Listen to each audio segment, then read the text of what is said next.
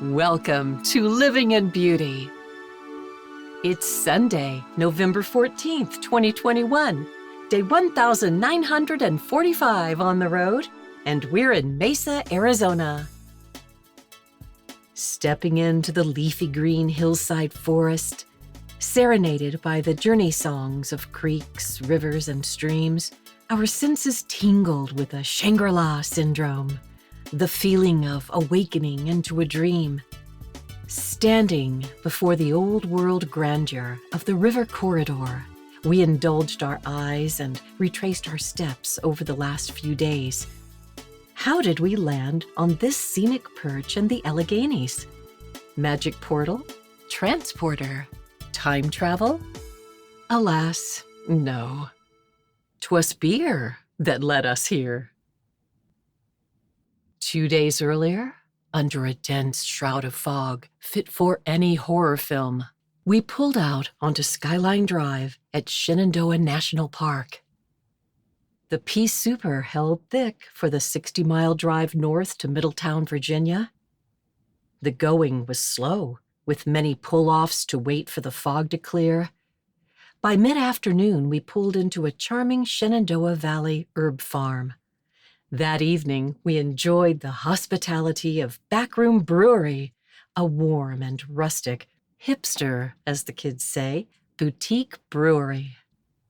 Next day, bidding farewell to our hosts, we set out after the morning rush and drove for 95 miles, crossing borders, hopping rivers and tracks, gambling through a pleasant rest stop, and espying villages and pastoral scenery, before reaching our evening destination, 1812 Brewery in the Berkeley Springs countryside. There we indulged in some bucolic revelry before falling into a sluggardly doze in a quiet pasture. The following morning, we woke thinking about special lunch plans. We splashed water on our faces, spruced up, and drove 25 miles along the Lincoln Highway to the gothically spooky and historic Jean Bonnet Tavern in Bedford, Pennsylvania, where we met up with our wonderful San Diego friends, Kathy Moore and Tom Gehring. From Bedford, we drove 75 miles to Laurel Highlands, where we had our holy Ohiopyle moment. Established in the 70s after the closing of a railroad, this stunning Pennsylvania state park is only 55 miles southeast of Pittsburgh in the Laurel Highlands. Fondly called Pittsburgh's backyard, this expansive region centers on Laurel Hill and Chestnut Ridge of the Allegheny Mountains. Okay, they call them mountains, but Mount Davis, the highest peak in Pennsylvania, is only 3,213 feet. But underestimating this craggy hill country would be a mistake. Imagine the Badlands of the West, blanketed in thick East Coast growth.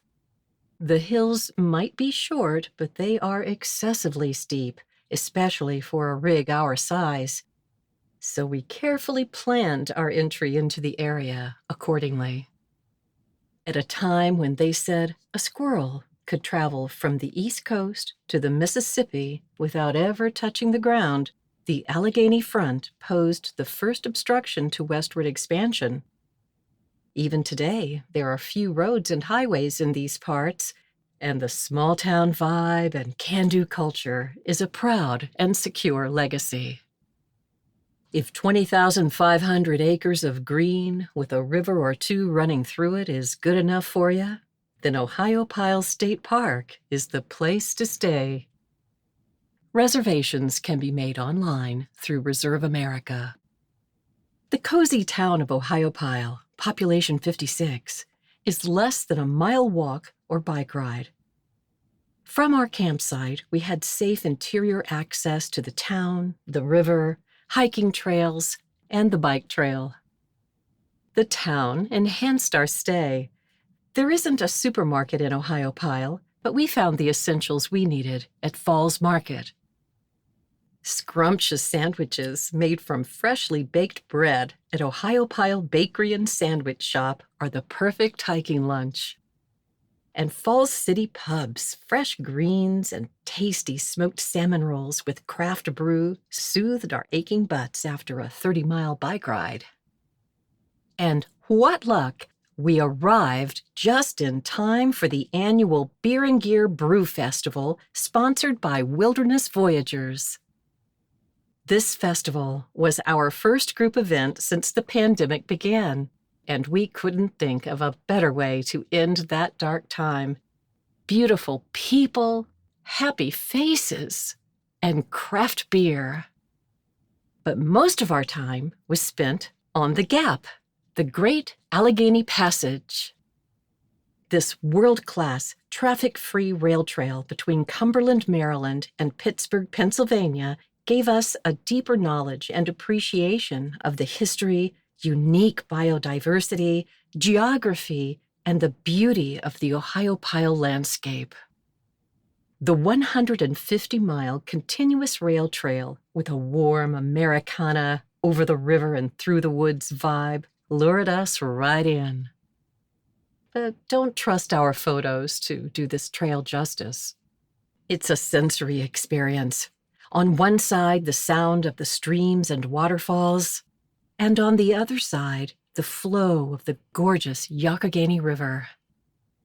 Wooden stairways intermittently spaced along the trail provide safe access up and down the steep incline between the Gap Trail and the river's edge. Locals call the Youghiogheny the Yough.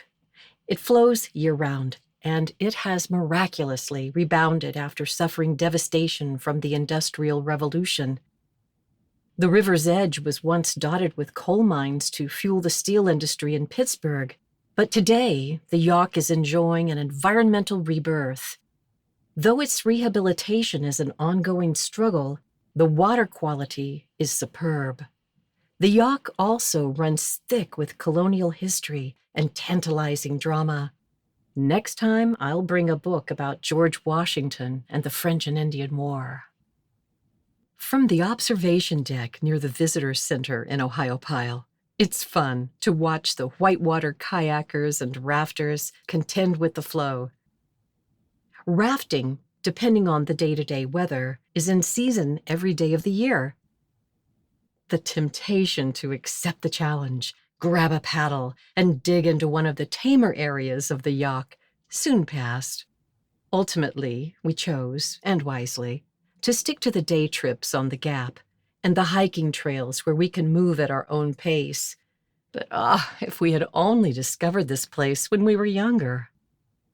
Cucumber Falls. The 30-foot cascade in Ohiopyle State Park is steep but easy access. With the handrails and stair steps, we didn't even need hiking poles to reach the base. Meadow Run is another easy staircase hike. This is one of the top water slides east of the Mississippi. The sandstone rock base with naturally chiseled channels forms a fast-moving water slide with some gnarly curves. This feature is popular with young daredevils who finish the run downstream in a deep pool. The rock floor doubles as the Meadow Run hiking trail, leading to more scenery, either upstream or downstream, toward Meadow Run's confluence with the Youghiogheny River. Driving in toward Ohiopyle State Park, we were blindsided by the falling water sign.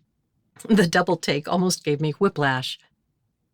Somehow, in the early stages of our trip planning, the Frank Lloyd Wright masterpiece slipped past us. The Ohiopyle campground, where we had reservations, is only a couple of miles from this UNESCO World Heritage Site.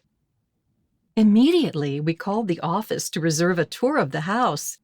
Sadly, due to COVID policy with fewer and smaller-sized groups, they were booked solid well into the future. So we made a reservation and bought a pass for a self-guided tour of the grounds. The next day, a kindly staff member at the entrance explained that we should check in with the office for a last-minute opportunity to tour the interior. If a guest cancels or fails to arrive 30 minutes prior to the tour, she said, the tickets are then released to the other guests. So we enjoyed a bite of lunch in the apple orchard. took a lovely woodland walk, waited patiently beside the stream, explored the exterior of the house, and presently we received notification that reservations for 2 had been released. Within 10 minutes, our wonderful and informative guide invited us into the house where photos were permitted. Now, it isn't hype. The house is truly breathtaking, inside and out. There are several Frank Lloyd Wright sites in the Laurel Highlands. We also had the pleasure of visiting Kentuck Knob. For trailer people, we do fancy fine architecture. Wally Byam, R. Buckminster Fuller, Frank Lloyd Wright, and many other architects of their era did their best to steer the United States away from this current housing crisis and stressed-out grid. Kentuck Knob is a take on Wright's more affordable Usonian houses designed for the average family. Like an altar of stone, Kentuck Knob is a reckoning ground, a confrontation with how much recent generations have sacrificed for so little. Why can't we live more harmoniously with nature?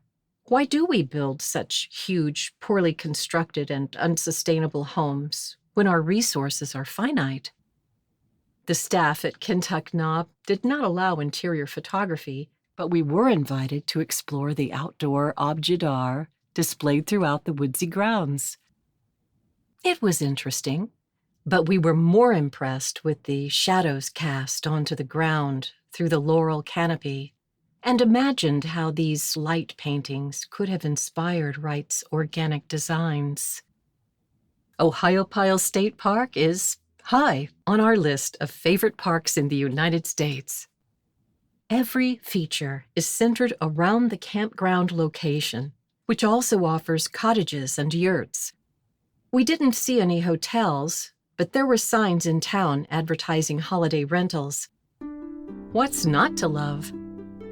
Ohiopyle State Park is quiet, minimally commercialized, has a natural recreational river.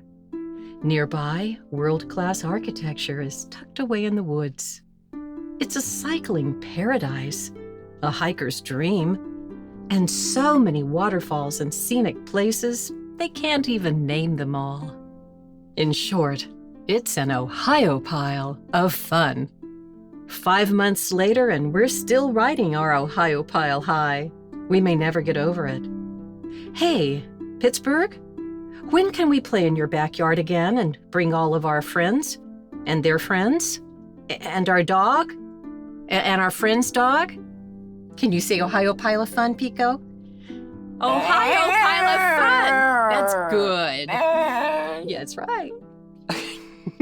Where's your buddy? Can you bring your friends?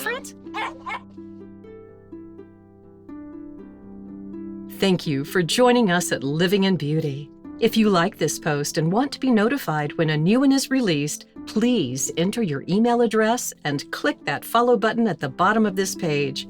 For more info, check out our travel maps and facts.